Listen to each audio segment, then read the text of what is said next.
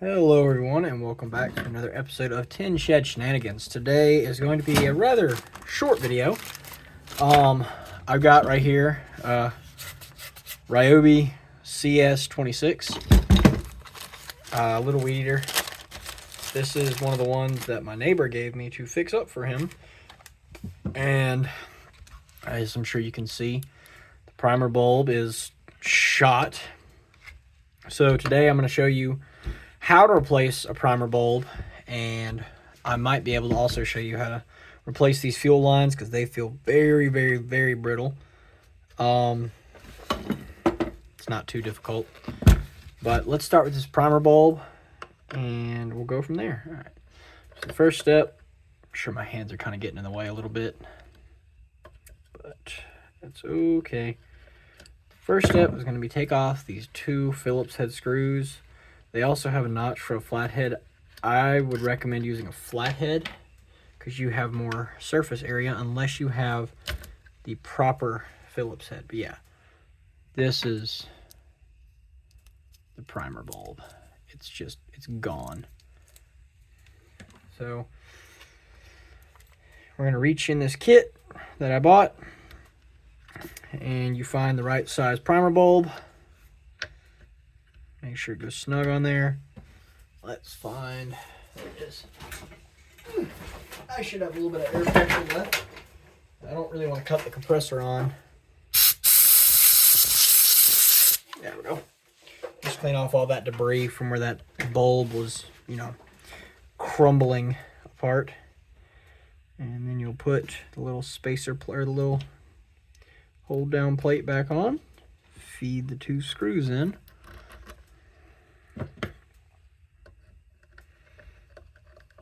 And tighten them down.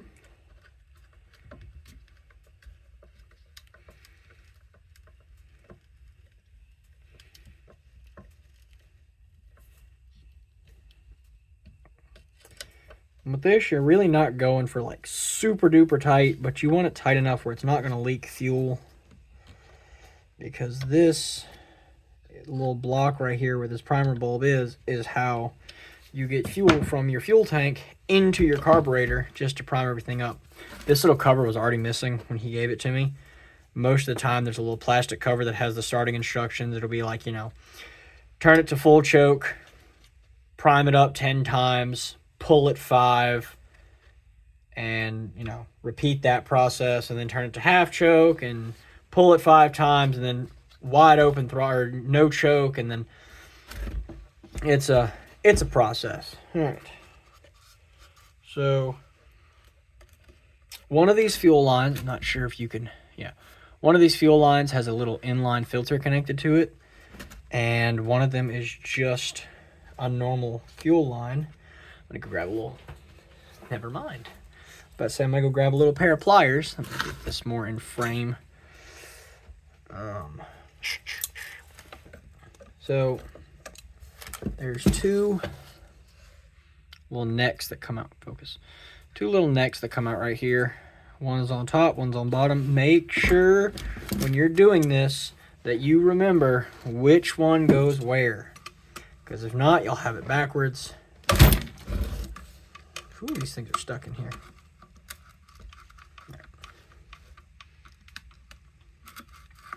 And then you have them backwards, this will not want to start.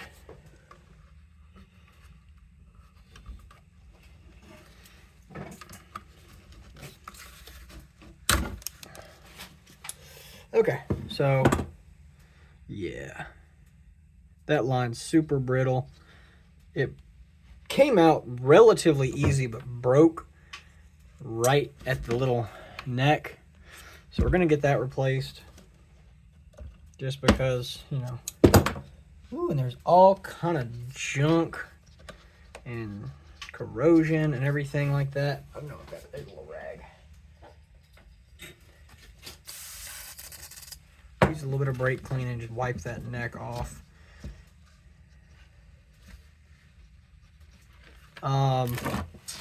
There. Again, you can use torch tip cleaners, like I've said before on the Predator video for cleaning out that carburetor, you can use torch cleaning kit and just make sure that you don't have any kind of, yeah, let's see if that will focus. That was in the end of that fuel neck. That would have gone straight. Actually, this one's the return line, so it wouldn't have been too disastrous, but again, we don't want any junk or anything like that in the fuel system. I'm not going to show me pulling this one to start it, just because I know it runs. It's just been sitting for a good little bit. The interesting fuel line to do is this one, but before you start on the other one, you see how I've got this fuel line here. This kit comes with a whole bunch of different primer bulbs and a whole bunch of different inline filters and lines and everything. Make sure that you have the right diameter line that you're about to cut, so you don't cut it and then it's the wrong size line, and then now you have this cut line that doesn't go to anything. So you'll just test fit it to the fitting like that. You'll get your old line. Get this off.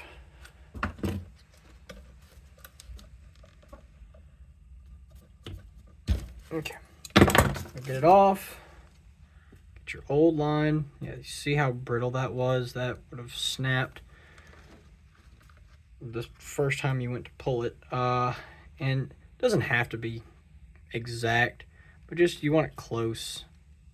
All right, so about right there is where it was. Make sure you cut it at an angle, so that way if it does touch the bottom of the tank, it's not flush on the bottom of the tank. It'll actually give it some way to suck up the fuel.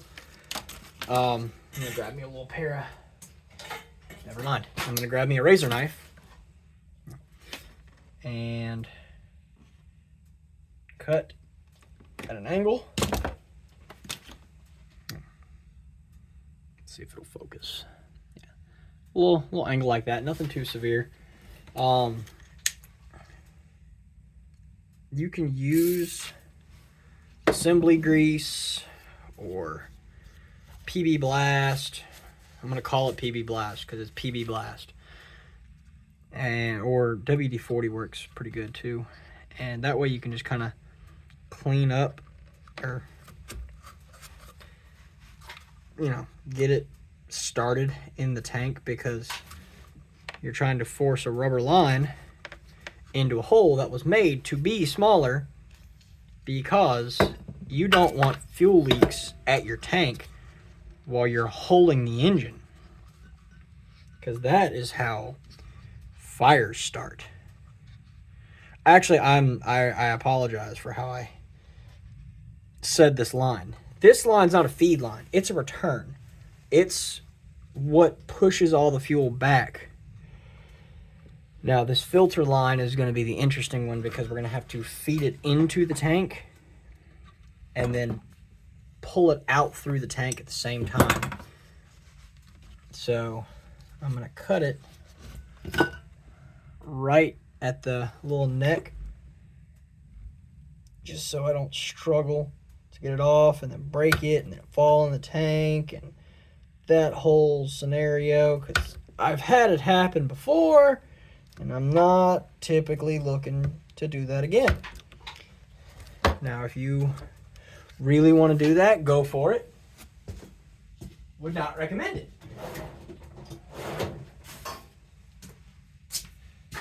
So we will use a pair of needle nose. You'll just do like that. Take your WD. Just put a little bit right there just to help it feed in a little better. And you can shove it on through.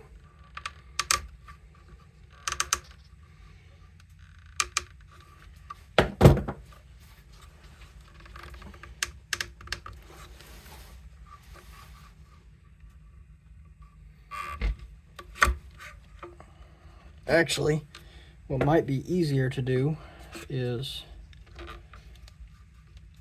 looking at the size of this fuel filter. Get your needle nose. Come here. Oh my. Yeah, that fuel filter was not a fuel filter. It was a fuel pillow.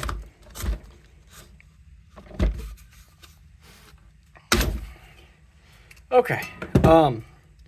So this is the prime example. We'll flush that tank out with something. This is the prime example. Where'd that... there it is.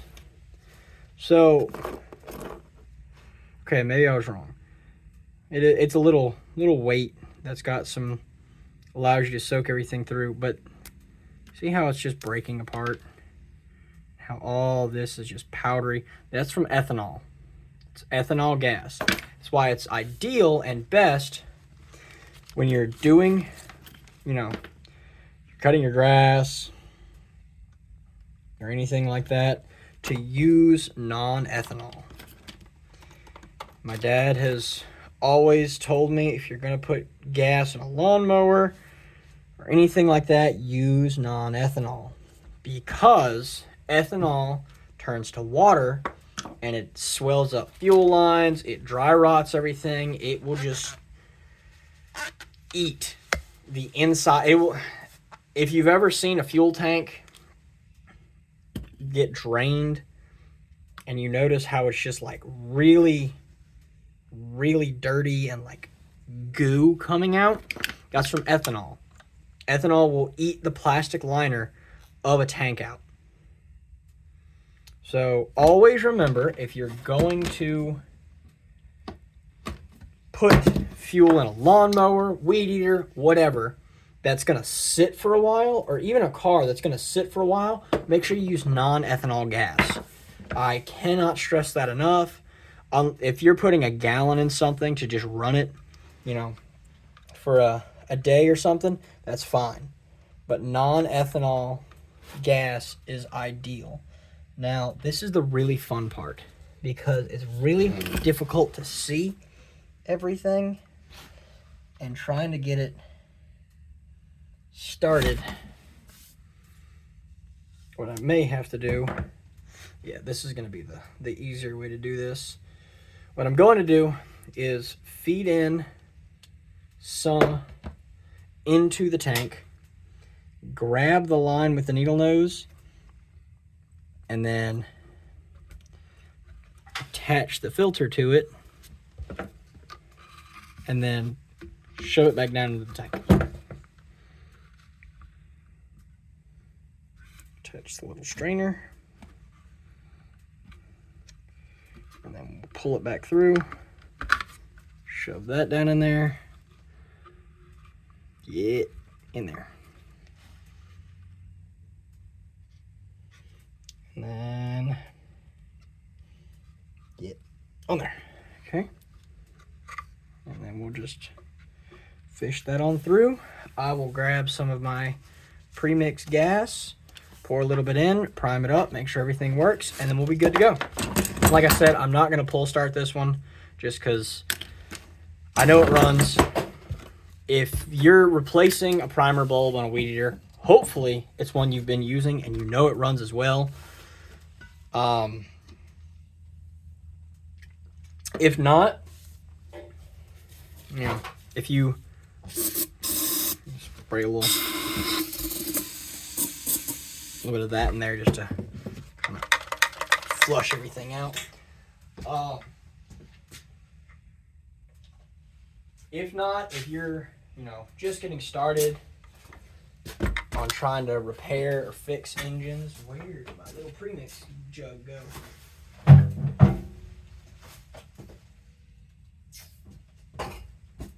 I had like a 1 gallon gas jug around here, but I've got so much junk.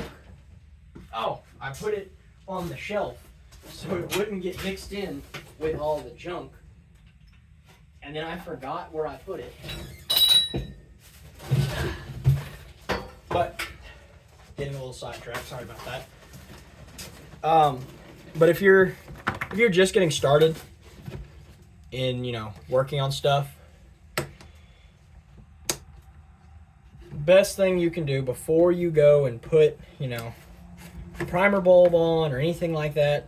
Yes, you know, I know you may be young and you're like, well, I just want to, you know, I want to work on stuff. That's great. I encourage young people to do that, especially if there's anybody young watching, you know. Ask your dad, ask your grandpa, ask somebody, hey, can you take me here? I want to go get, you know, there's a lawnmower that this guy's, you know, selling, or this guy's got an old weed eater that he'll give me.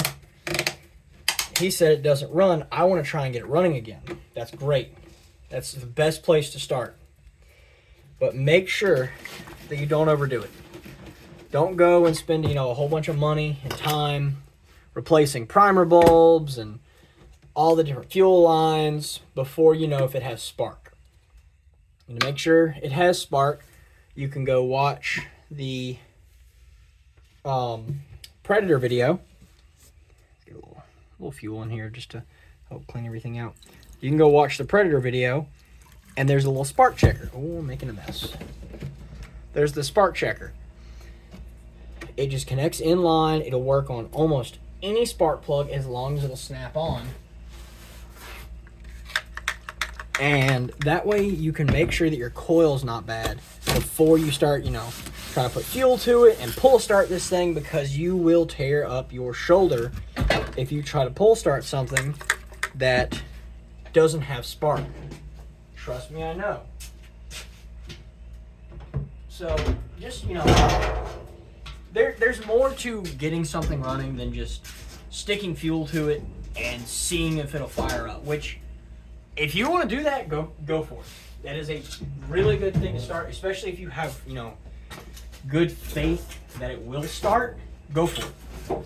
But if you're not sure, if it's, you know, in really rough condition, the best thing you can do is just, you know, get the little spark checker, make sure you have spark before you start spending a whole bunch of time in it, and it'll just make your life a little easier if you do it that way.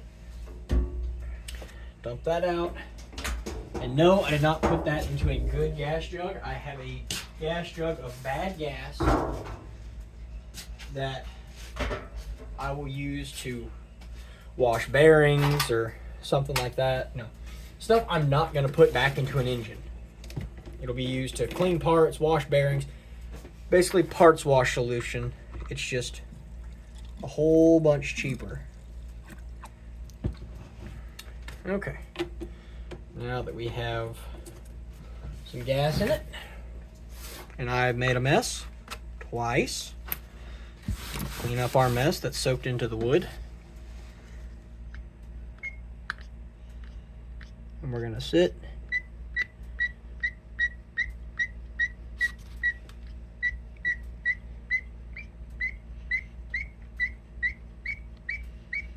Alright, it's filling up the carburetor because this thing has not had fuel, I think he said, since the summer.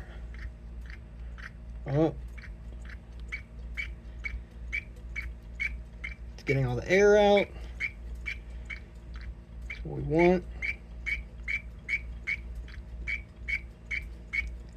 Yeah, all that screeching you hear is all the air it's trying to prime out.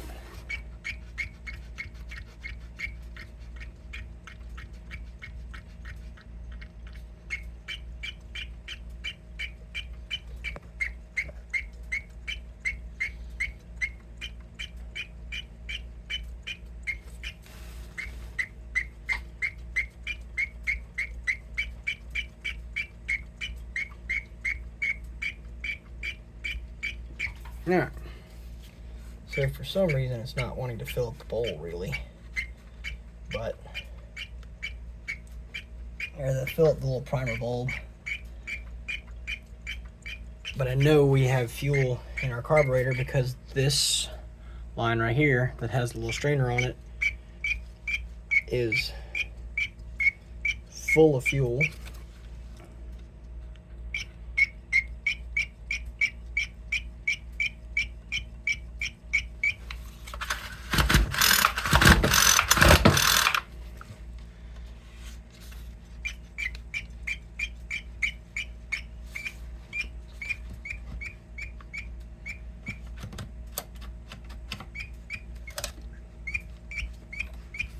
Alright.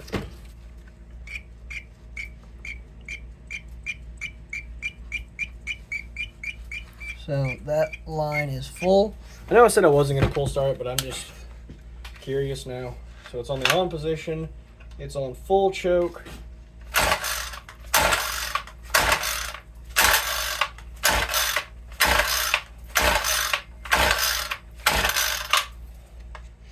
Half choke.